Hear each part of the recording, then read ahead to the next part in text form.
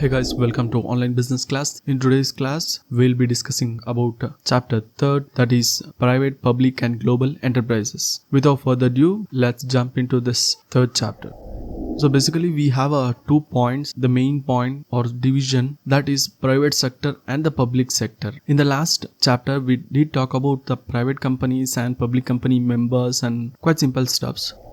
The first one is private sector. Private sector is nothing but a private individual which is not owned by government running the business. In the simple word, if that comes to a public sector includes of organizations that are owned by and operated by the governments, and it is exists to provide service for the citizen. So public sector are there for help us for the public. We are moving on to next slide, that is chart. This chart tells about the overview of this whole chapter. That is, in Indian economy we have a 2 category, that is public sector and a private sector. In public sector we have 3 categories, that is first one is departmental, the second one is statutory corporation, third one is government companies. In private sector we already discussed about this in the last chapter, that is sole proprietorship, partnership, joint Hindu family cooperative, society, company, multinational companies. In this chapter we'll discuss about the public sector, the 3 point, and in private sector the MNCs.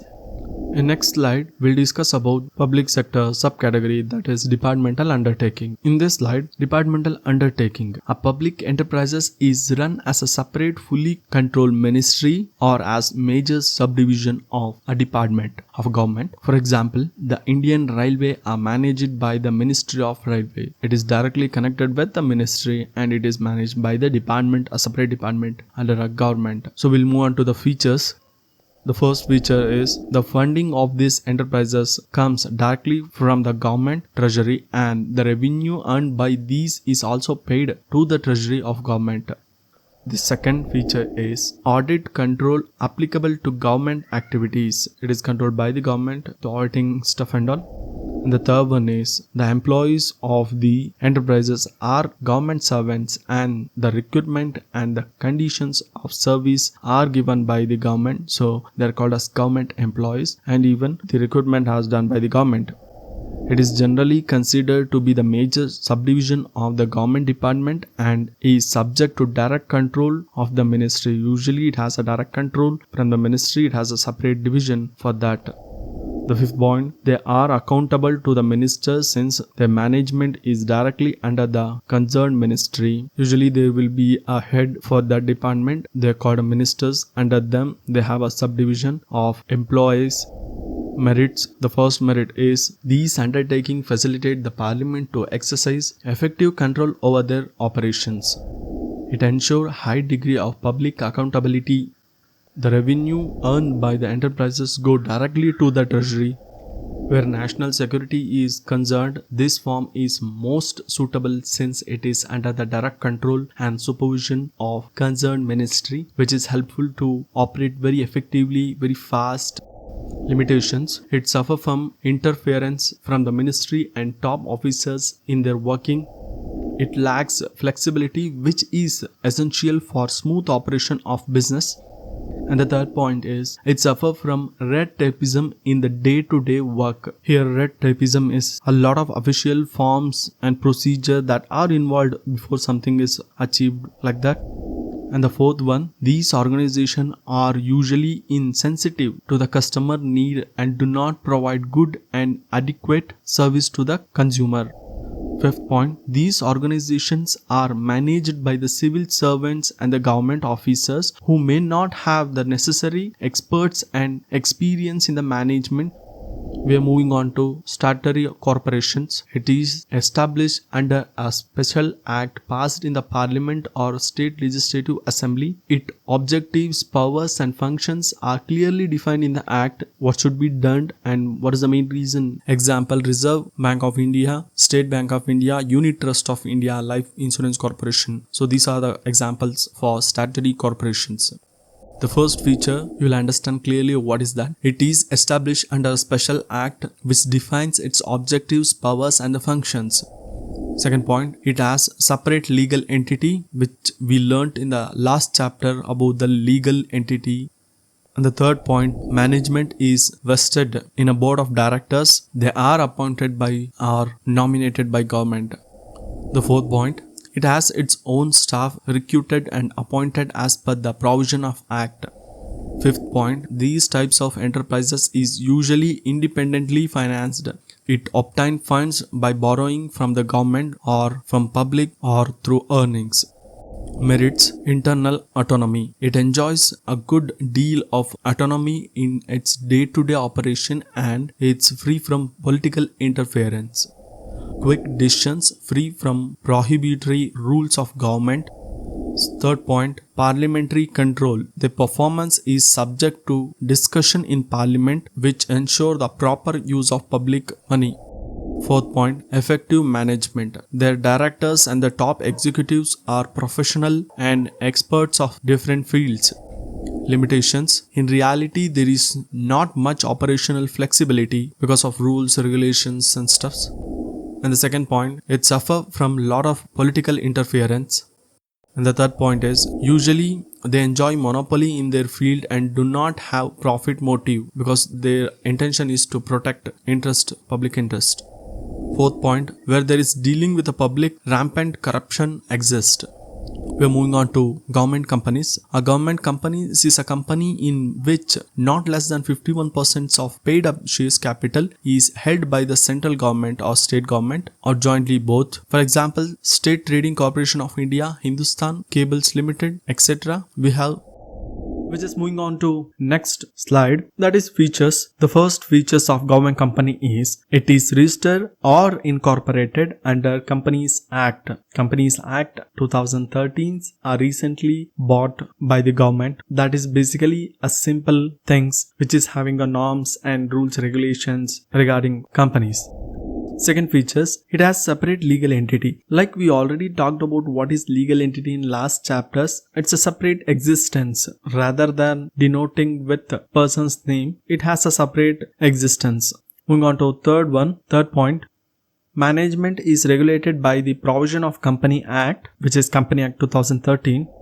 And the fourth one, regulations contained in Memorandum and Articles of Association, which this topic will be covered in coming chapters. Basically, the MOM is nothing but Memorandum of Association and the Articles of Association. These are the two documents, and in the simple mean, it's a supreme document. MOM is a supreme document. Articles of Association is a subordinate to Memorandum. That is usually we'll talk about it in the coming chapter, but right now the regulations contained in MOA and AOA will be denote the rules and regulations. Fifth point, the government company obtains its funds from government shareholders and other private shareholders. It can also raise funds from capital market. Next is merits. A government company can be established by fulfilling the requirements of the Indian Company Act. A separate act in the parliament is not required, unlike statutory undertaking companies. The second, merits. It has a separate legal entity apart from the government. Third advantage, it enjoys autonomy in all management decisions and takes action according to the business wisdom. There is no control by political leaders or from others. Fourth one, these companies by providing goods and services at reasonable price are able to control the market. Helps in the economy because of the reasonable price. Limitations. The first limitation is it suffers from interference from government officials, ministers and politicians. Usually it happens in every department. The second disadvantage is it avoids constitutional responsibility which a company financed by the government should have, as it is not directly answerable to the parliament.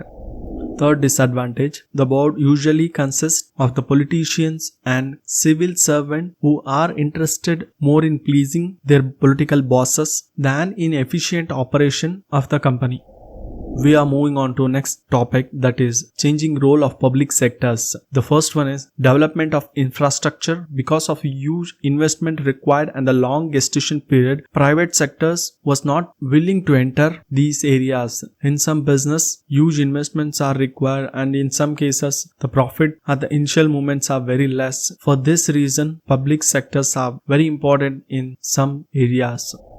regional balance, for providing employment to the people and for accelerating the economic development of backward public sectors is essential.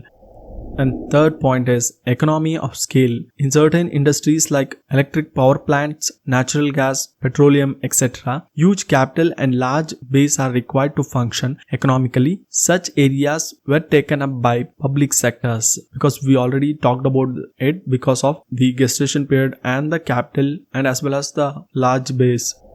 Fourth point, control of monopoly and restrictive trade practices. These enterprises were also established to provide competition to private sectors and to check their monopoly and restrictive trade practices. Restrict trade practices means selling the products in higher rate because of there is no competitor. For this reason, usually the monopoly, in order to control the monopoly, public sectors will take up those business. Import substitution. These enterprises are making our country self-dependent and saving a huge amount of foreign exchange. A try to manufacturing within India so that will help with import substitution. Next topic is multinational company. Multinational company is defined as a company that has business operation in several countries by having its factory, branches and or offices in those countries, but it has its headquarters in one country in which it is incorporated. For example, IBM, Philips, Coca-Cola, etc. Features huge capital resource. MNC process huge capital resource and they are able to raise a lot of funds from various sources. The second features, international operations. MNC has production, marketing and other facilities in several countries. These result in operate all over the world. Centralized control. MNCs have headquarters in their home countries from where there are exercise control over all branches and subsidiaries. Next point, foreign collaboration. Usually they enter into agreement relating to sale of technology, production of goods, use of brand name, etc. with the local firms in the host country. That will help to collaborate with the foreign countries with their technology or products.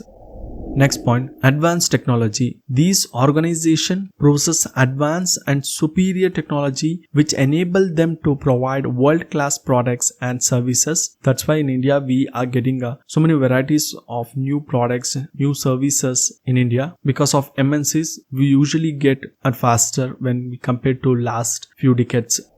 Next point, product innovations. MNCs have highly sophisticated research and development department called R&D. These are engaged in developing new products and superior designs of existing product. Those MNCs products will spend lots of amount only for research that helps to innovate a new products.